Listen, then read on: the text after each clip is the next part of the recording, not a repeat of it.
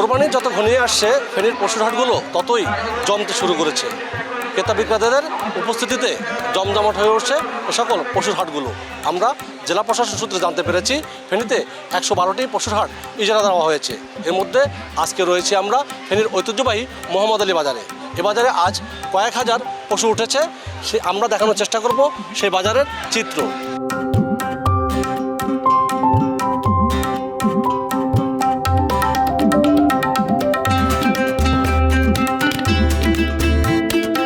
দাম 1,30,000 চাইছি, হবে 80,000 কো। 1.5 লাখ চাই, 1 লাখ হয়েছে দেনা, 1,60,000, 1,10,000 কইছি দেন না।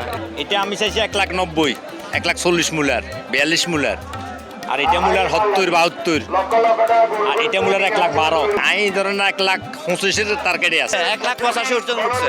আমি চাইতে আছি 2,10,000। এটা 4 লাখ হলে ছাড়ে দেবো। এটার ওজন 2100 কেজি আছে, 2100 লাইভ। বলছে 1,30,000 বুঝলে বলছে 25। কাকা কত বলছেন? 25, হ্যাঁ। 1.25। হ্যাঁ। হইছে খাটছে? খাটছে ইনশাল্লাহ।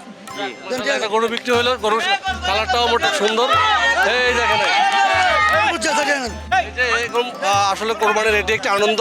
এরকম গরু কেনা বেচার মধ্যে একটি উৎসবমুখর পরিবেশ বিরাজ করে। খুশি আমরা।